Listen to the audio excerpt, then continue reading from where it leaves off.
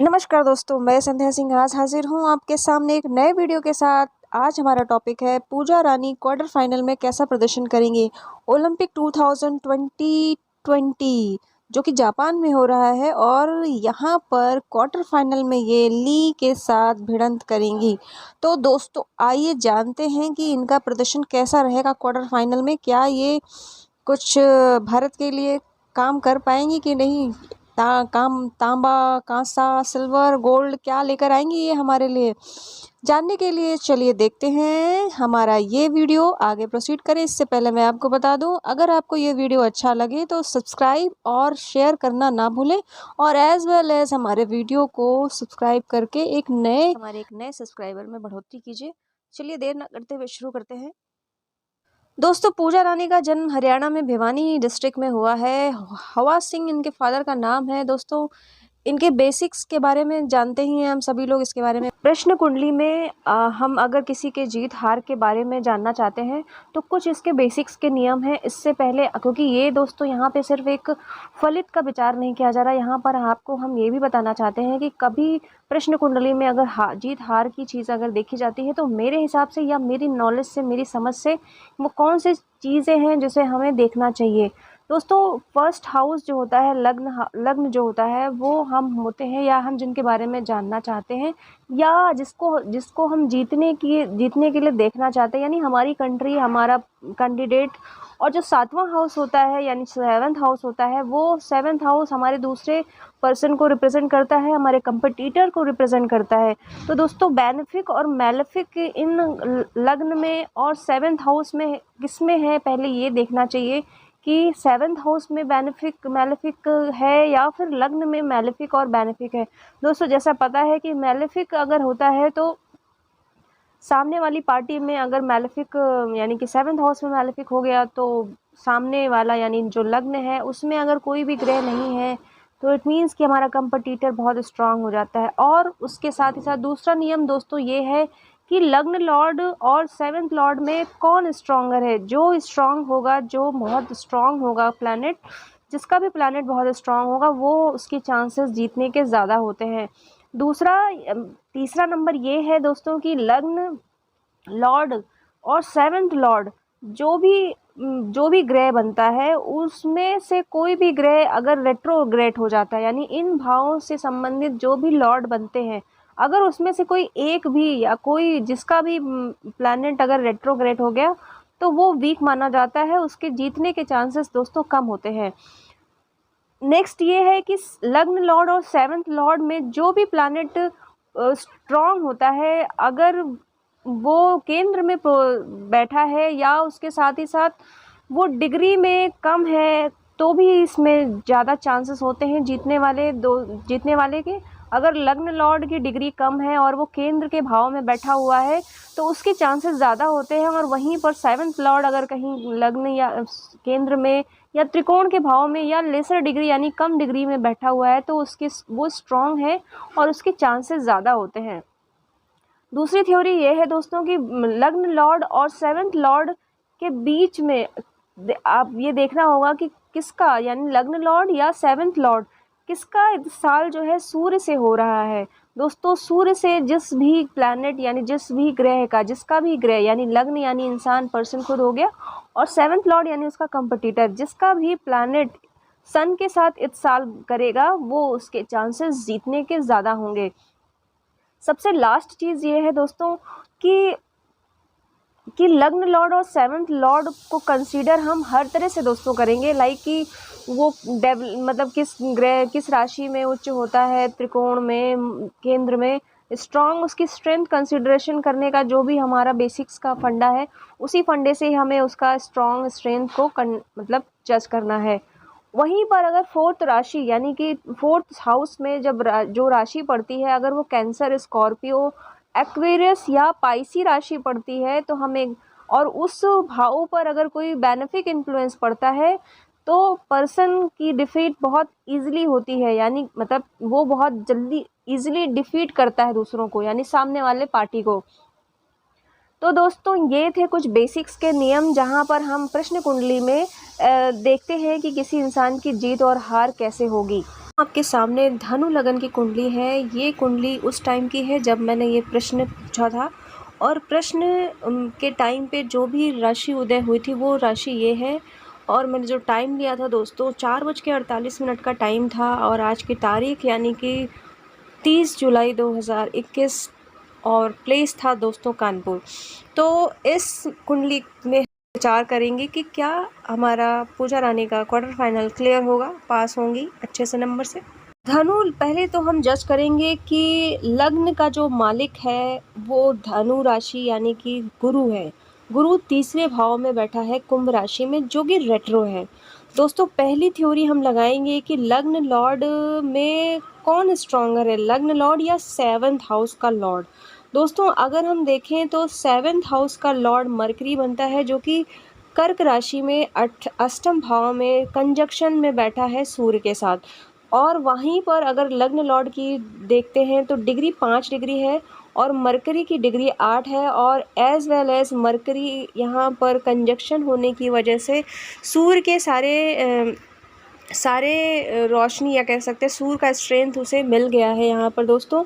और वहीं पर गुरु की अगर हम बात करें तो गुरु यहाँ पर कुंभ राशि में बहुत अच्छा असर नहीं कर रहा है दोस्तों। भले ही वो मीन राशि की तरफ जाएगा आगे जाके, लेकिन दोस्तों यहाँ रेट्रो गुरु होने की वजह से लग्न यहाँ पर वीक हो गया है। यानी कि पहला जो भी हमारा रूल था कि लग्न लॉर्ड और सेवंथ लॉर्ड में कौन स्ट्रांग है, तो हम यहाँ कह सकते हैं यहाँ पर हमारी सामने वाली पार्टी यानी हमारा कंपटीटर स्ट्रांग है दोस्तों। यहाँ पे ली के काफ़ी अच्छे चांसेस दिखते हैं फर्स्ट स्टेप से। थ्योरी के हिसाब से यहाँ पर ली के चांसेस ज़्यादा हैं। अब हम बात करते हैं सेकंड, हमारा जो पॉइंट है या सेकंड रूल है कि सेवंथ लॉर्ड और लग्न लॉर्ड में कोई प्लैनेट क्या रेट्रो है क्या। देखते हैं यहाँ पर दोस्तों, यहाँ पे लग्न लॉर्ड जो खुद गुरु है जो कि रेट्रो है। इट मीन्स कि यहाँ पर सेकंड रूल के हिसाब से भी या सेकंड नियम के हिसाब से भी, दूसरे नियम के हिसाब से भी हमारी पार्टी यानी कि हमारी पूजा रानी जो है वीक ज़रूर दिख रही हैं। यानी कि यहाँ पर इनके चांसेस काफ़ी कम नज़र आते हैं ली की तुलना में। ली के चांसेस अभी सेकेंड स्टेप में भी ज़्यादा है। तो बात करेंगे थर्ड स्टेप की, जो कि हमने कहा था कि कोई भी लग्न लॉर्ड या सेवंथ लॉर्ड में जो भी प्लैनेट केंद्र में पोजीशन में हो, केंद्र पोजीशन में हो और डिग्री में हो, उसके साथ ही साथ वो डिग्री में भी हो दोस्तों, तो हम उसको स्ट्रॉन्ग मानेंगे या उसे हम स्ट्रॉन्ग कंसिडरेशन करेंगे दोस्तों। इस हिसाब से अगर हम देखें तो दोस्तों यहाँ पर अगर डिग्री की बात करें तो यहाँ पर मरकरी की डिग्री ज़्यादा है और गुरु की डिग्री 5 है। तो इस थर्ड स्टेप के हिसाब से अगर हम देख लें तो यहाँ पर दोस्तों यहाँ कोई भी ग्रह जो है केंद्र में नहीं है, और उसके साथ ही साथ यहाँ पर हम कह सकते हैं यहाँ चांसेस जो हैं 50-50 रह सकते हैं, क्योंकि दोस्तों यहाँ जुपिटर 5 डिग्री का है। यानी कि यहाँ पर कुछ चांसेस हमारे पूजा रानी को दिखते हैं, बट यहाँ पर सिर्फ इसी एक लाइन पर यहाँ पर थोड़ी सी चीज़ें दिख रही हैं। बट दोस्तों यहाँ पर केंद्र में कोई भी ग्रह नहीं है, ना ही लग्न लॉर्ड केंद्र में आ रहा है, ना ही सेवंथ लॉर्ड जो है केंद्र में आ रहा है दोस्तों। अब बात करते हैं फोर्थ स्टेप की, जिसमें हमने कहा था कि लग्न लॉर्ड और सेवंथ लॉर्ड में कौन सा ग्रह जो है सूर्य के साथ इत्साल कर रहा है। दोस्तों यहाँ पे इत्साल के बारे में आप सभी लोगों को पता होगा कि इत्साल कैसे होता है, इत्साल का क्या तरीका है। फिर भी मैं आपको थोड़ा सा यहाँ पे बता सकती हूँ कि शीघ्र गति वाले जो ग्रह होते हैं वो मंद गति ग्रह के पीछे अगर हो तो दोस्तों पहला नियम ये हो गया। दूसरा नियम ये होता है कि लग्नेश और कारेश में जो दृष्टियां हैं वो ताजिक दृष्टि होनी चाहिए। यहाँ पर जिसके बारे में भी हम बात कर रहे हैं उसके साथ ताजिक दृष्टि होनी चाहिए दोस्तों। ताजिक दृष्टि के बारे में आप सभी को पता होगा कि शत्रु दृष्टि होती है 1, 4, 7, 10 और मित्र दृष्टि होती है 3, 5, 9, 11 और वहीं पर सम दृष्टियाँ 2, 6, 8, 12। तीसरा नियम दोस्तों इस साल का ये होता है कि दोनों ग्रहों के जो दीप्तांश होते हैं उनमें जो औसत निकलता है वो उनके दीप्तांश के अंदर होना चाहिए, दीप्तांश के बाहर नहीं होना चाहिए, उसके अंदर आना चाहिए। तो दोस्तों ये नियम 3 नियम जो थे इस साल योग के निर्माण के लिए ज़रूरी है। इनमें से अगर एक भी नियम नहीं लगता है तो दोस्तों इस साल नहीं होता है। दोस्तों यहाँ पर लग्न लॉर्ड गुरु जो है सूर्य के साथ इत्साल नहीं कर रहा है, वहीं पर मरकरी जो यानी कि जो बुध है सेवंथ लॉर्ड है वो इत्साल कर रहा है सूर्य के साथ। दोस्तों ये जो स्टेप हुआ यहाँ पर हमारी ली जो है चाइना की वो क्लियर हो गई, क्वालिफाई हो गई। यानी कि इस सूत्र के हिसाब से अभी हमारी जो पूजा रानी है वो पीछे चल रही है, सिर्फ एक पार्ट में उनका आगे चल रहा था, लेकिन अभी दोस्तों 3 तरह से जो है ली बहुत लीड कर रही हैं। यानी कि इत्साल ना होने की वजह से यहाँ पर लग्न का कोई भी चांस नहीं लग रहा है, लेकिन यहाँ पर मरकरी का चांस ज़्यादा लग रहा है। अब बात करेंगे दोस्तों यहाँ पर स्ट्रेंथ के बारे में, जैसा मैंने बताया था कि बेसिक्स से नियम होंगे कि किसी भी ग्रह की हमें स्ट्रेंथ देखनी है तो गुरु और मरकरी में दोस्तों हमने जान लिया कि कौन स्ट्रेंथ में है, तो इस हिसाब से तो ये भी एलिमिनेट हो गया पूजा रानी के लिए।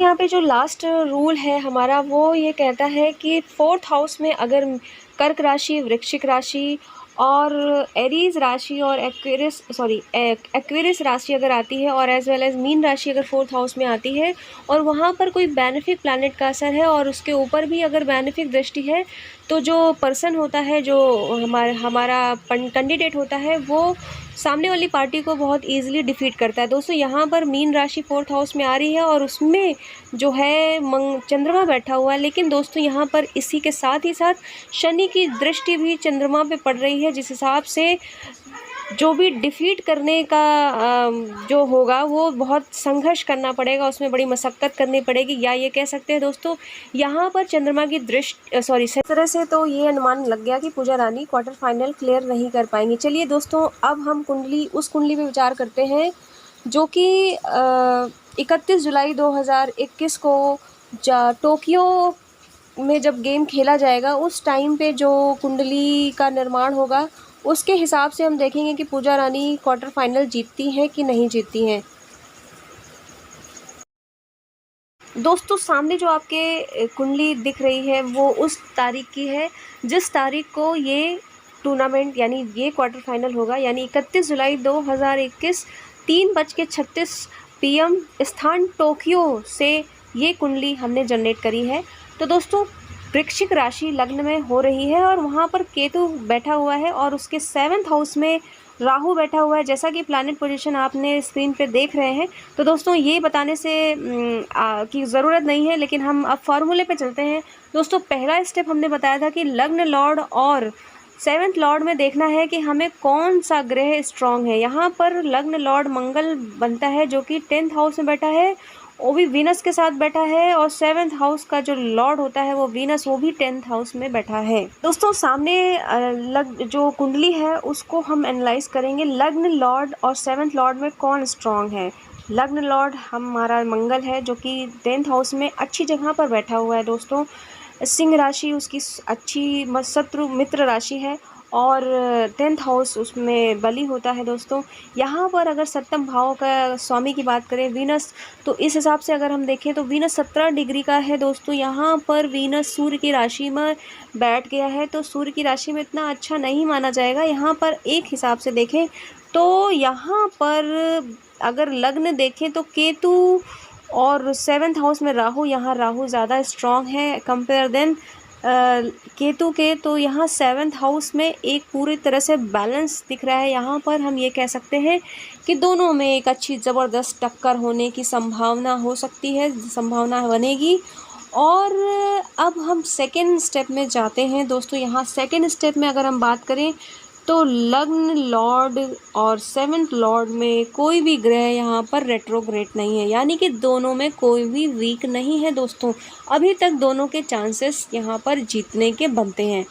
अब हम थर्ड स्टेप की तरफ चलेंगे। हम ये देखेंगे कि लग्न लॉर्ड और 7th लॉर्ड में कौन ग्रह जो है, कौन सा प्लैनेट केंद्र में बैठा हुआ है दोस्तों। यहाँ पर केंद्र में दोनों ही ग्रह बैठे हुए हैं और यहाँ पर लेसर डिग्री की अगर बात करें तो यहाँ पे मंगल 6 डिग्री का है और यहाँ वीनस 17 डिग्री का है। इट मीन्स कि यहाँ पर लग्न लॉर्ड फिर स्ट्रांग हो गया, यानी कि सेकेंड स्टेप में अगर हम कहें तो फिर पूजा रानी ने बाजी मार ली।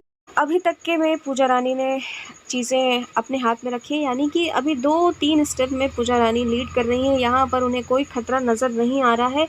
लेकिन आगे चलते हैं दोस्तों। बिटवीन लग्न लॉर्ड यानी कि लग्न लॉर्ड और 7th लॉर्ड में जो ग्रह बनते हैं उनका सूर्य के साथ इत्साल होता है कि नहीं है। यहाँ पर दोस्तों हम देखते हैं, यहाँ पे इत्साल बन रहा है। किसका दोस्तों, किसका बन रहा है? आप चेक करके बताइए कि किसका बन रहा है। मेरे हिसाब से दोस्तों यहाँ पर शुक्र का चंद्रमा के साथ दोस्तों साल बन रहा है। तो यहाँ पर चंद्रमा जो है 6 हाउस में बैठा हुआ है, तो शुक्र यहाँ पर साल होने की वजह से दोस्तों यहाँ पर ली के चांसेस फिर एरीज होते हैं, फिर बढ़ते हैं दोस्तों। यहाँ पर ली ने फिर से बढ़त बना ली है अपनी। अब बात करते हैं दोस्तों, यहाँ पर एनालाइज करते हैं कि लग्न लॉर्ड और 7th लॉर्ड में कौन सा ग्रह जो है स्ट्रॉन्ग है। तो जैसा दोस्तों हम लोगों ने पता चल गया था कि यहाँ पर मंगल स्ट्रॉन्ग है दोस्तों। अभी तक 4 में पूजा रानी जीत रही है। इस स्टेप में हमें देखना है कि 4th हाउस में कौन सी राशि उदय होती है दोस्तों। यहाँ पर हमने कहा था फॉर्मूले में दोस्तों कि अगर 4th हाउस में cancer sign, Scorpio sign, Aquarius sign और एज वेल एज अगर पाइसी साइन उदय होती है या होती है वहाँ पर, और उसके साथ ही साथ अगर कोई बेनिफिक प्लैनेट बैठा होता है और या बेनिफिक इफेक्ट आता है, तो हम ये कह सकते हैं दोस्तों कि डिफीट यानी कि सामने वाली पार्टी को बहुत आसानी से हराया जा सकता है। बट दोस्तों यहाँ पर एक्वेरियस साइन तो है यहाँ पर हमारी 4थी भाव में, और उसके साथ ही साथ रेट्रो शनि बैठा हुआ है दोस्तों यहाँ पर, यानी कि रहते रहते प्लैनेट जो है 4th हाउस में बैठते हुए भी नहीं बैठा है। अगर दृष्टि की बात करें तो दोस्तों यहाँ पर किसी मंगल की दृष्टि पड़ रही है और दूसरे साथ ही साथ वीनस की भी दृष्टि पड़ रही है। तो इस हिसाब से हम ये कह सकते हैं कि यहाँ पर शुभ प्रभाव और अशुभ प्रभाव दोनों का 4th हाउस पर पड़ रहा है, यानी कि यहाँ पर जीत आसान नहीं होगी पूजा रानी के लिए। इस क्वार्टर फाइनल को जीतना उनके लिए बहुत मुश्किल का काम होगा दोस्तों, लेकिन फिर भी दोस्तों यहाँ पर मुश्किल से जीत हासिल की जा सकती है। तो यहाँ दोनों तरह से कुंडली से जज किया गया कि पूजा रानी जीतेंगी या हारेंगी। यहाँ दोनों तरह से कुंडली को एनालाइज इसीलिए किया गया दोस्तों कि किसी भी रिजल्ट्स को निकालने से पहले हम हर तरह से जजमेंट कर लें कि ये वास्तव में होने वाला है कि नहीं होने वाला है। दोस्तों पहले तरह की कुंडली जो कि प्रश्न कुंडली हमने इमीडिएटली जो क्वेश्चन पूछा उस पर हमने जज किया तो पता चला कि पूजा रानी क्वार्टर फाइनल नहीं जीत पाएंगे। वहीं पर हमने जब उस दिन की कुंडली बनाई जिस दिन ये गेम होने वाला है दोस्तों, वहाँ पर हमें 90% ज़्यादा क्षमता पूजा रानी के जीतने की दिख रही है। पर दोस्तों ये जीत उनके लिए बहुत मुश्किल से हो सकती है, आसान जीत नहीं होने वाली है, क्योंकि यहाँ पर ली का जो है पावर 25% ज़्यादा है कंपेयर देन पूजा रानी के। तो दोस्तों इस वीडियो का जो हमारा मोटिव था कि पूजा रानी के क्वार्टर फाइनल के जीतने हारने के बारे में हमारा क्या ज्योतिष प्रेडिक्शन है, तो दोस्तों मैं ये कहूँगी कि यहाँ पर पूजा रानी की जीतने की संभावना कम ही है दोस्तों। यहाँ पर हमें लगता है कि पूजा रानी इस क्वार्टर फाइनल को नहीं जीत सकती हैं। फिर भी दोस्तों ये एक सिर्फ अनुमान है, ज्योतिष एक अनुमान की तरह होता है। यहाँ पर कोई भी चीज़ का सही अनुमान ही लगाया जा सकता है, उसे सही सटीक रिज़ल्ट हम आप में देने की क्षमता नहीं रखते हैं। फिर भी एक अनुमान के तहत पूजा रानी क्वार्टर फाइनल नहीं जीतेंगी। कुंडली में बताए गए नियमों के आधार पर ये कंक्लूज़न किया जाता है, ये निष्कर्ष निकाला जाता है कि जातक अपनी जीत में शामिल नहीं होगा, यानी वो जीतेगा नहीं। तो दोस्तों इस प्रश्न का उत्तर जानने के लिए हमें 31 जुलाई का इंतज़ार करना पड़ेगा, जहां पे हमें इस सवाल का जवाब मिलेगा। अभी के लिए तो मैंने अपने आप से एक छोटी सी कोशिश करी है। हो सकता है दोस्तों ये सही हो और हो सकता है गलत हो। दोनों ही केसेस में दोस्तों मैं आपसे क्षमा चाहूँगी अगर ये रिज़ल्ट गलत होता है, और सही होने पर आपका आशीर्वाद चाहूँगी दोस्तों। तब तक के लिए आप सुनते रहिए, देखते रहिए हमारे इस वीडियो चैनल को जो कि एस्ट्रो सीक्रेट के नाम से है। प्लीज़ इसे सब्सक्राइब और शेयर ज़रूर कर दीजिएगा। और मैं संध्या सिंह इजाज़त लेती हूँ यहाँ से। नमस्कार, धन्यवाद, best of luck Pooja Rani ji.